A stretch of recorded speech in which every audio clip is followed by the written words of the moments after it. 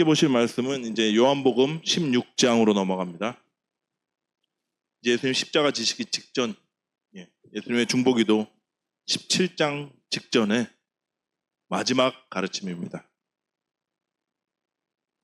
요한복음 16장 1절로 15절 말씀 한 절씩 교독해 주시면 감사하겠습니다. 제가 먼저 읽을게요. 내가 이것을 너희에게 이름은 너희로 실족하지 않게 하려 함이니 사람들이 너희를 출교할 뿐 아니라 내가 이르면 물은 너희를 죽이는 자가 생각하기를 이것이 하나님을 섬기는 일이라 하리라.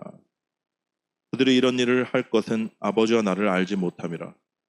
오직 너희에게 이 말을 한 것은 너희로 그때를 당하면 내가 너희에게 말한 이것을 기억나게 하려 하며 처음부터 이 말을 하지 아니한 것은 내가 너희와 함께 있었습니다. 지금 내가 나를 보내신 이에게로 가는데 너희 중에서 나더러 어디로 가는지 묻는 자가 없고 도리어 내가 이 말을 함으로 너희 마음에 근심이 가득하였더라. 그러나 내가 너희에게 실상을 말하노니 내가 떠나가는 것이 너희에게 유익이라. 내가 떠나가지 아니하면 보혜사가 너희에게로 오시지 아니할 것이요 가면 내가 그를 너희에게로 보내리니 그가 와서 죄에 대하여 의에 대하여 심판에 대하여 세상을 책망하시라. 죄에 대하여라 함은 그들이 나를 믿지 아니하며 의에 대하여라 함은 내가 아버지께로 가니 너희가 나를 다시 보지 못하며 심판에 대하여 함은 이 세상 임금이 심판을 받았습니다. 내가 아직도 너에게 이를 것이 많으나 지금은 너희가 감당하지 못하리라. 그러나 진리의 성령이 오시면 그가 너희를 모든 진리 가운데로 인도하시리니 그가 스스로 말하지 않고 오직 들은 것을 말하며 장래일을 너희에게 알리시리라. 그가 내 영광을 나타내리니 내 것을 가지고 너희에게 알리시겠습니다. 같이 읽겠습니다. 무릇 아버지께 있는 것은 다 내 것이라. 그러므로 내가 말하기를 그가 내 것을 가지고 너희에게 알리시리라 하였노라. 아멘. 여러분이 제일 당혹해하는 질문, 지난주 설교 제목 기억나십니까? 지난주 설교 제목 기억 안 나십니까? 질문을 바꿨습니다. 네, 긍정의 대답을 듣고 싶어서. 그리스도의 벗됨으로 미움받기, 이런 거였습니다.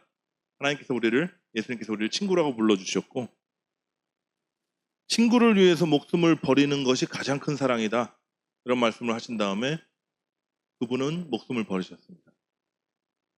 그리고 부활하셔서 그분의 영으로 우리 안에 임하셨습니다. 그렇다면 주님의 친구로서 세상의 존경과 사랑을 받으면 좋겠는데 요한복음 15장 18절에는 세상이 너희를 미워할 것이다, 이렇게 얘기했고요. 20절에는 미움을 넘어서 박해를 받게 될 것이다, 이렇게 얘기하셨어요. 16장으로 넘어오면 이렇게 세집니다. 훨씬 세져요. 2절을 같이 보시죠. 사람들이 너희를 출교할 뿐 아니라 때가 이르면 물은 너희를 죽이는 자가 생각하기를 이것이 하나님을 섬기는 일이라 하리라. 출교를 얘기하셨고요. 죽임당할 것을 미리 알려주셨어요. 출교가 뭐냐면 이제 유대교에서 추방당하면서 끊어지는 것을 말합니다. 당시 유대 문화에서 출교는요, 사회와의 철저한 단절이었어요. 이는 또한 하나님의 그 선택과 구원, 그리고 그분 안에 있는 모든 사랑과 복된 것들로부터 내가 열애가 되는 것이다, 이런 의미였기 때문에 유대인들이 가장 두려워하는 것이 바로 출교였습니다.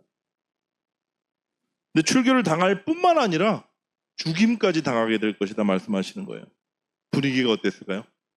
제자들이 안 그래도 지금 뒤숭숭한데 분위기가 싸해졌을 겁니다. 무거운 침묵이 흐르고 절망이 제자들을 휘감기 시작했을 거예요.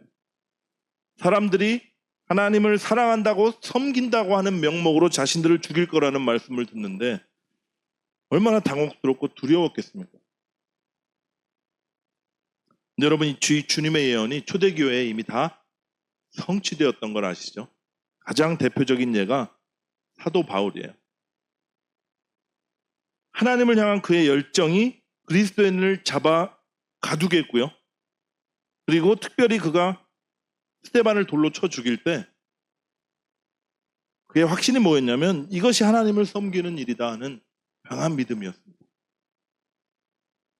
왜 주님이 십자가 지시기 직전에 그것도 안 그래도 힘들어하는 제자들에게 이런 말씀을 하셨을까요? 1절에 보니까 내가 이것을 너희에게 이름은 너희로 실족하지 않게 하렴이라. 이 실족하다는 단어가 이제 스칸달리조라는 단어거든요.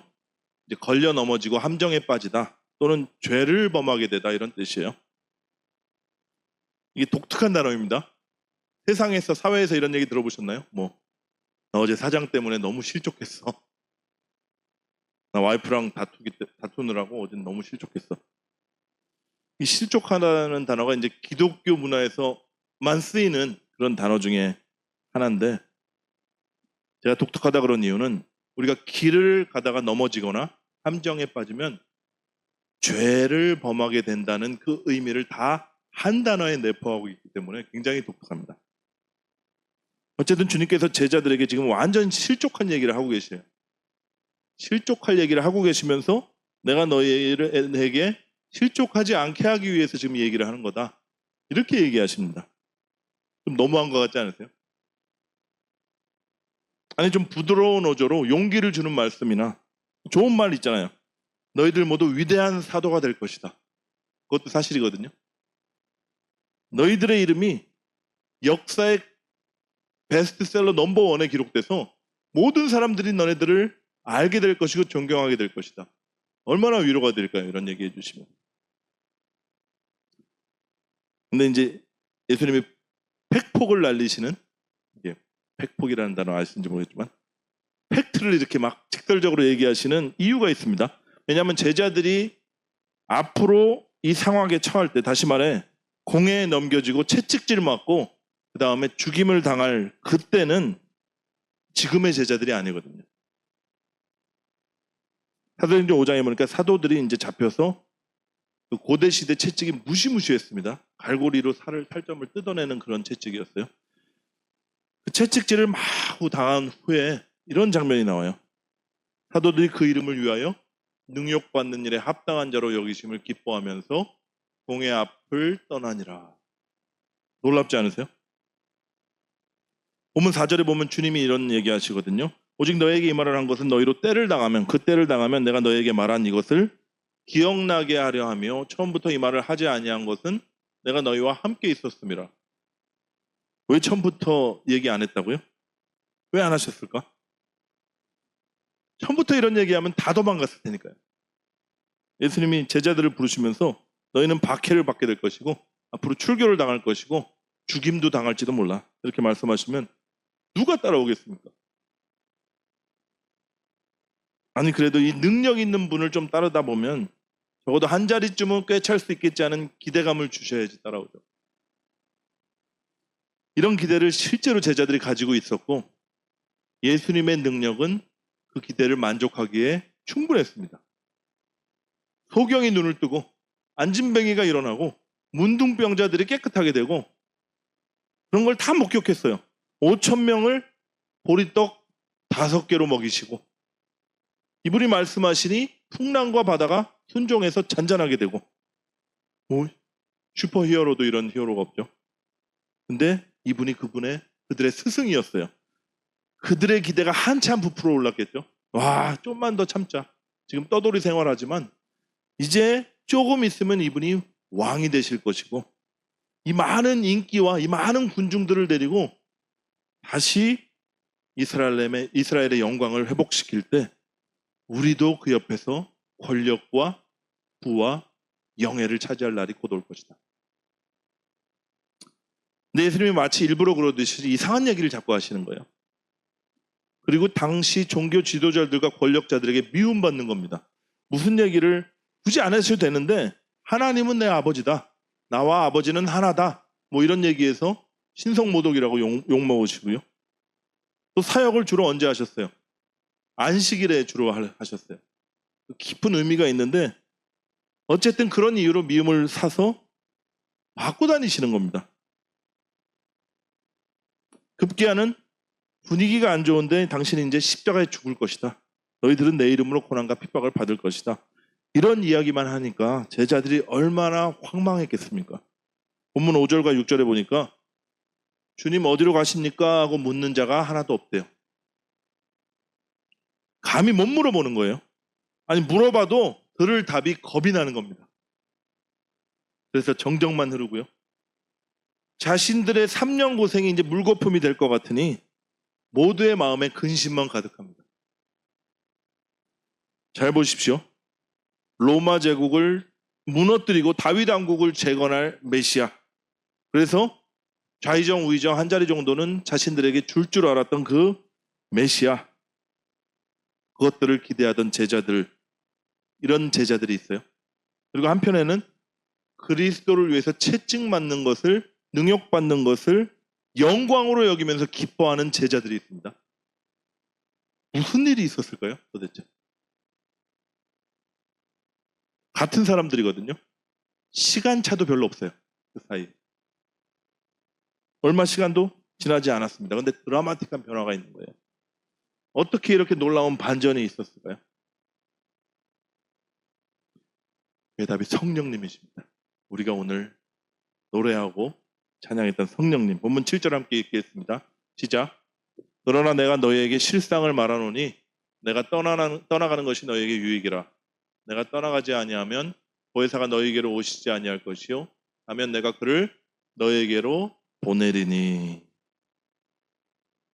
여기 실상이라고 한 단어가 여러 가지 뜻이 있는데 진리, 기독교의 본질 뭐 이런 뜻이 있습니다. 사실 주님께서 이제는 가장 중요한 진리를 말씀하시는 거예요. 실상을 말한다. 기독교의 본질을 직접적으로 풀어주시는 겁니다. 누구에게요? 허상을 쫓으면서 비본질적이고 비진리를 추구하는 제자들에게 지금 실상은 내가 떠나는 것이 좋다, 유익이다. 왜일까요? 뭐라 그러셨죠? 이제는 그분이 영으로 우리에게 오셔서 우리의 생명이 되시겠다는 것이고 우리를 거듭내시겠다는 거예요. 예수님이 육신을 입고는 우리 마음 안에 들어오실 수 없으시죠. 뭐 배를 찢고 들어오실 수도 없고. 그분이 이제 육신을 떠나서 영으로 우리 안에 들어오시겠다고 하십니다. 그리스도의 영이 바로 성령님이시고요. 여러분, 십자가의 죽으심은요, 죄사함이 목적이 아닙니다. 물론 십자가에서 흘리신 보혈로 우리의 죄가 깨끗하게 씻어졌어요. 근데 그 죄를 씻는 것 자체가 목적이 아니에요. 진짜 목적은 뭐냐면 거룩하신 성령께서 거하실 집을 깨끗게 하셔서 이제는 영으로 우리 안에서 영원히 사시겠다. 십자가의 부활과 십자가와 부활의 진정한 목적이 바로 이것입니다. 그래서 육신적 그리스도가 떠나는 것이 유익이에요. 다시 말해 우리 눈에 보이는 그리스도, 육신적 그리스도를 떠나 보내는 것이 그분의 영과 하나 되는 것이고 그분의 뜻이었습니다. 근데 우리가 아직도 얼마나 육신적인 그리스도 예배하고 섬기고 있는지 모릅니다. 심각해요. 우리가 떠내보내야 할 육신적인 그리스도가 무엇이 있을까? 짧게 제가 오늘 3가지만 말씀드릴게요. 많지만 첫 번째는 율법주의, 두 번째는 번영신학, 세 번째는 은사주의입니다. 율법주의가 뭐냐? 눈에 보이는 계명을 스스로 지킴으로 내가 하나님에게 보상을 받겠다는 신앙 태도예요. 하지 말라는 계명에 순종하고 주님 기뻐하시는 일을 내가 행함으로 말미암아 나의 신앙을 증명하려는 그런 태도입니다. 자신의 종교적인 행위나 이 선행이요, 자랑이 되면 어떤 열매가 나오냐면 그렇지 못한 연약한 자들을 보면서 판단하고요. 이게 율법주의자들의 삶에 나오는 특징입니다. 교회들은 주로 이런 얘기를 해요. 율법주의적인 교회들은 행함이 있는 믿음 강조하고요. 구원에 이르는 회개 강조합니다. 다 성경에 있는 말이에요. 중요한 것들이고. 근데 이것을 너무 강조하는 바람에 죄를 끊어버리고 내가 결단해서 죄를 끊어버리는 것이 회개라고 정의를 해버리고요. 그것을 구원의 조건에 넣어버리는 오류에 빠져요. 여러분, 율법적인 교회가 있고 은혜와 복음을 강조하는 교회가 있다 그러면 사람들이 어디 열광할 줄 아세요? 율법적인 교회를 사람들은 본능적으로 좋아합니다. 확실한 것, 눈에 보이는 것을 얘기하니까 너희가 이것을 잘 지키면 너희들은 구원받은 자들이다.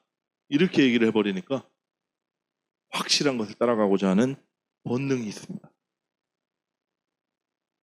회개와 결단을 마구 강조하면 사람들이 싫어할 것 같은데 엄청 따라요. 대신 하나님의 주권과 은혜를 강조하고 복음을 얘기하면 이게 뭔 소리 하는가? So what? 나는 뭐 하라는 얘기인가? 이런 반응으로 사람들이 주저합니다. 두 번째, 번영신학. 여러분 잘 아시죠? 오늘 본문의 제자들이 가지고 있던 생각과 흡사한 거예요. 눈에 보이는 세상의 복을 영적인 복과 혼합시켜버린 겁니다. 그래서 긍정적인 사고와 적극적인 믿음으로 우리가 그 복을 쟁취할 수 있다. 이렇게 속이는 거예요. 교회 안에 다수를 차지하는 게 이제 육적인 그리스도인들이거든요. 그들이 들으면 아주 열광할 얘기를 강단에서 하는 겁니다. 여러분, 이것은요, 율법주의도 심각하지만 이것은 거짓 복음이에요. 거짓 복음입니다. 자신들의 배를 섬기는 거예요. 바울이 그랬거든요. 너희들의 신은 배다. 다시 말해서 자신의 탐욕과 욕심을 추구하기 위해서 신앙생활을 하는 겁니다. 대표적인 교회가 있습니다. 네, 넘어가겠습니다. 네. 우리나라 70년대에 막 순복음교회가 막 융성할 때 저는 비판하는 건 아닙니다. 그 시대에 그게 필요했다는 그 의견도 저는 존중하고 어느 정도는 일리가 있다고 생각하는데 번영신학적인 성격을 띄었습니다. 그래서 사람들이 엄청나게 몰렸던 것도 사실이고요. 지금 아프리카, 케냐, 탄자니아 포함해서 아프리카 대부분의 교회들이 번영신학에 매몰되고 있습니다. 세 번째, 은사주의. 눈에 보이는 것, 감각되는 것, 이것을 추구하면서 체험을 신앙의 기반으로 삼는 어떤 사조입니다. 기독교 사조. 성령의 외적 역사와 은사를 중시하고요. 20세기 초에 이제 캘리포니아 아주사라는 지역에서 흑인 사모이 목사님이라는 흑인 목사님이 집회를 하던 중에 성령이 임하셨거든요. 그러면서 태동된 것이 이제 은사주의인데 그때는 뭐 어느 정도 얘기했냐면 방언을 구원의 증표로 여길 정도였습니다.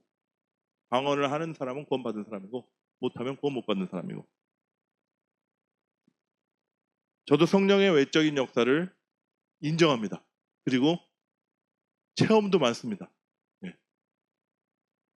성령을 터부시하는 교회에 있으면 너무 답답해요.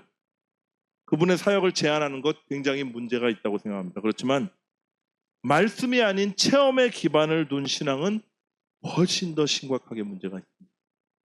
되게 위태로워요. 감정에 따라서 엎치락뒤치락 해요. 삶이 내가 생각한 대로 안 풀릴 때 와르르 무너지기도 합니다. 그럼 우리가 예배하는 하나님은 영이세요. 하나님은 영이시다. 그 말은 눈에 보이지 않는 하나님이시다. 우리가 어떻게 예배하라고 그랬죠? 영과 진리로 예배할지니라.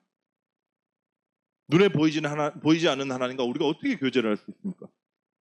그리스도의 영이신 성령께서 우리의 믿음의 눈을 열어주셔서요.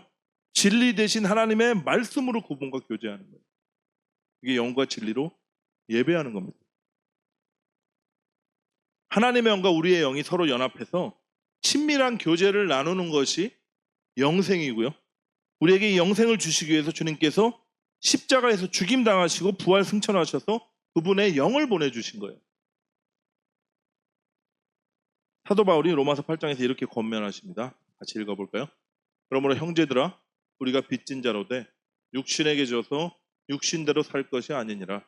너희가 육신대로 살면 반드시 죽을 것이로되 영으로서 몸의 행실을 죽이면 살리니 오롯 하나님의 영으로 인도함을 받는 사람은 곧 하나님의 아들이라.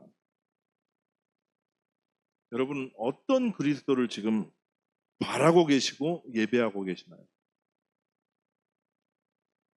혹시 아직도 육적인 그리스도를 섬기고 눈에 보이는 그분이 주시는 눈에 보이는 보상과 복을 따르고 계시지는 않으십니까?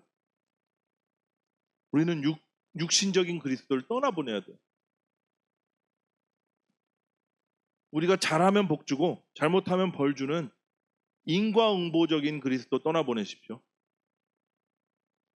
세상적인 복을 보장해주는 소원 성취형 그리스도 떠나보내셔야 돼요. 문제만 가서 매일 기도하고 문제 해결받는 문제 해결사도 떠나보내십시오. 은사, 치유 이런 거 다 소중한 것인데 하나님의 선물이지만 그런 감각되어지는 걸 쫓아다니면서 추구하지도 마십시오. 그냥 체험을 하게 되면 감사하고 기뻐하시고 내가 가슴에 묻고 살면 되는 거예요. 그리스도의 영이신 성령님, 세상 창세 전부터 수면에 운행하시며 온 세계와 만물을 창조하신 성령님과 여러분 교제를 나누십시오. 그분을 환영하시고 늘 그분을 귀중히 여기면서 사랑하시기 바랍니다. 여러분, 예수님의 성육신과 성령의 내주하심을 한번 비교해 보신 적 있나요? 예수님께서 육신의 몸을 입으시고 이 땅에 오셔서 이 세상 판도를 뒤집어 버리신 것이 이제 성육신입니다. 하나님을 알지도 찾지도 않던 그 세상을 사랑하셔서 이 땅에 오셔 십자가에 달리심으로 사망이 왕노릇하는 이곳을요, 생명과 영광이 가득한 세상으로 바꿔버리신 거예요. 인류 역사상 가장 위대한 사건이고 영광이었습니다. 그럼 성령의 내주하심은 이보다 못한가요? 저는 더하면 더했지 못하다고 생각은 안 해요. 성경에 우리 마음이 뭐라 그랬냐면 만물보다 부패한 것이 우리 인간의 마음이다 이렇게 얘기하셨어요. 근데 가장 거룩하신 그분이 우리 마음 안에 찾아오신 겁니다. 아무리 겉으로 거룩한 사람을 그 속을 다 까발려 놓잖아요. 부끄러워서 얼굴도 못 들어요. 그 정도로 가증되고 거짓되고 위선이 가득 차고 교만과 자기 의와 그래서 메스꺼운 것이 우리 인간의 마음이에요. 근데 성령께서 이 마음을 거쳐 삼으셨습니다. 그리고 세상 끝날까지 절대로 너희를 떠나지 않겠다 약속하셔서 그 약속대로 지금도 인내로 우리 안에 거하고 계세요.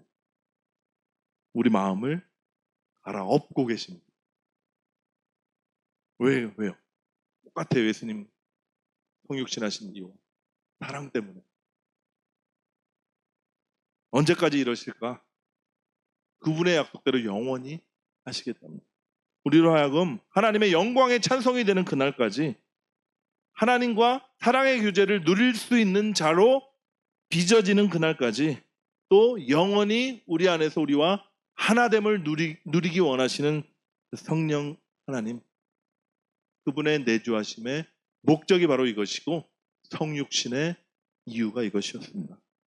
에베소서 1장 11절에서 14절 보면 성육신과 성령의 내주하심이 이렇게 잘 나와요. 제가 읽을게요. 모든 일을 그의 뜻대로 결정하시는 이의 계획을 따라 우리가 예정을 입어 그 안에서 기업이 되었으니 이는 우리가 그리스도 안에서 전부터 바라던 그의 영광의 찬송이 되게 하려 하심이라. 그 안에서 너희도 진리의 말씀 곧 너희의 구원의 복음을 듣고 그 안에서 또한 믿어 약속의 성령으로 인치심을 받았으니 이는 우리의 기업의 보증이 되사 그 얻으신 것을 속량하시고 그의 영광을 찬송하게 하려 하심이라. 바울이 아주 목적을 잘 요약했습니다. 제가 생각해 볼게요. 우리 교회는 이 번영신학을 추구하시는 분도 없고 은사주의자도 없는 것 같습니다. 그래서 율법주의에 대해만 조금 더 말씀드릴게요. 우리가 알게 모르게 이 율법주의에 굉장히 젖어 있어요. 예를 들어볼까요? 요한복음 15장에서 함께 봤던 포도나무 비유 기억하시죠? 이 비유를 들을 때 흔히 쉽게 이렇게 생각해요. 이 나무에 붙으면 내가 복을 받고 떨어지면 말라서 비틀어져서 벌 받는구나. 더 심하게 생각하면 내가 붙어 있으면 구원이고 떨어지면 지옥이구나. 이렇게 해석하라는 경향이 있습니다. 근데 제가 이미 저번에 강조드렸죠. 이 포도나무 비유의 말씀은 이런 거예요. 내가 승리하는 포도나무가 되었으니 너는 나의 가지로 붙어서 풍성한 열매를 맺게 되었다 선언하시는 겁니다. 율법과 사망이 지배하는 이 세상에서 약속과 생명으로 완전히 바꿔진 거예요. 또 하나 예를 들어볼까요? 씨 뿌리는 비유 아시죠? 씨가 돌짝이나 길가나 가시덤불에 떨어지면 결실을 못하죠. 옥토에 떨어지면 30배, 60배, 100배 열매를 맺는다. 이 말씀을 들으면 어떤 생각 드셨나요? 내가 옥토가 돼야겠구나. 이런 생각 먼저 들지 않으세요? 말씀을 들을 때 착한 마음으로 내가 받아야겠구나. 그래서 돌아가면 순종해야겠구나. 율법적으로 너무 받아들일 때가 너무 많아요. 여러분 이미 바뀌었다 그랬죠? 예수님이 다 이루셨어요. 뒤집어 버리셨습니다. 어떻게 바꾸셨냐면 율법의 모판에서 은혜의 모판으로 옮겨 심으신 거예요. 그럼 우리가 이 은혜의 모판에서 이 비유를 어떻게 이해할 수 있을까요? 내가 너희의 마음을 뒤집어 좋은 땅으로 만들었으니 너희 마음껏 열매를 맺어라 말씀하시는 거예요. 민감하는 표정들이 많으셔서 또 이러신 것 같아요. 내 마음은 참 목토라고 하기에는 아직 좀 거시기 한데 삶을 보니까 열매도 아직 별로 없는 것 같고. 여러분 진짜입니다. 진짜예요. 예수님 실상을 말하노라 한 거 제가 좀 따라 해보면 제가 진리를 말씀드리는 겁니다. 고린도서 3장 7절에 보면 율법은 돌로 써서 죽게 하는 것이다 이렇게 나오죠. 근데 3장 3절에 보면 은혜의 법은 오직 살아계신 하나님의 영으로 우리의 마음판에 썼다 이렇게 나와요. 6절에는 율법 조문은 죽이는 것이고 영은 살리는 것이다 이렇게 나오죠. 이게 무슨 의미냐? 율법은 주로 금지 명령으로 되어 있거든요. 하지 말고 하지 말고. 근데 아담으로부터 이스라엘 백성으로 이어지면서 그리고 오늘날 우리에게까지 이어지면서요. 이 금령을 지켜서 의롭게 된 자가 한 명도 없습니다. 그 얘기는 결국 율법은 죽이는 것이 되었어요. 근데 은혜의 법을 한번 보십시오. 예수님이 어떤 법을 주셨죠? 세 계명을 주노니 너희 좀 사랑해라. 너희 용서해라. 내가 너희들 용서했으니 용서해라. 주님 안에서 기뻐해라. 항상 기뻐하고 감사해라. 이런 조항들이죠. 어기면 심판받나요? 아니, 부족하고 연약해서 우리 힘으로 못할 뿐입니다. 그래서 성령이 오신 거예요. 우리 안에 오신 겁니다. 돌판에 새겨진 율법, 그 율법도 성취하시고요. 주님 말씀하신 은혜의 법도 친히 우리 안에서 이루시기 위해서 성령이 오신 거예요. 예수님의 성육신 죽으심과 부활을 통해 새롭게 된 모판에 심겨져서 마음껏 자라라고 성령이 우리에게 오신 겁니다. 그래서 그분은 보증이다 이렇게 얘기하셨어요. 그리고 그 일들을 친히 우리 안에서 행하시는 실행자이십니다. 우리의 생명이시고요. 우리의 소망이 성령님께 있어요. 성경에 오늘 본문에 보니까 진리의 영이라 이렇게 말씀하시고요. 그 말씀은 예수님의 말씀을 끊임없이 우리에게 알려주신대요. 그리스도의 영광을 나타내 주신다 이런 말씀도 하십니다.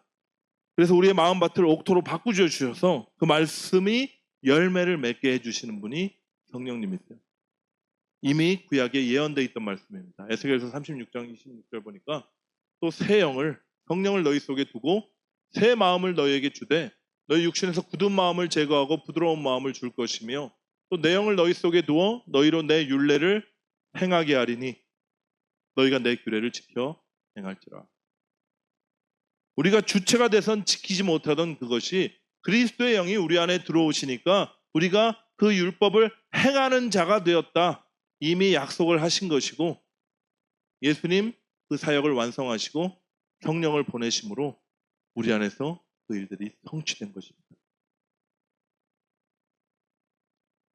성령께서 우리 마음밭에 이제 갈아엎으세요. 그러면 말씀이 싹이 틉니다. 자라나고 성령의 열매가 맺히는데 갈라디아서에서 뭐가 맺힌다 그랬죠?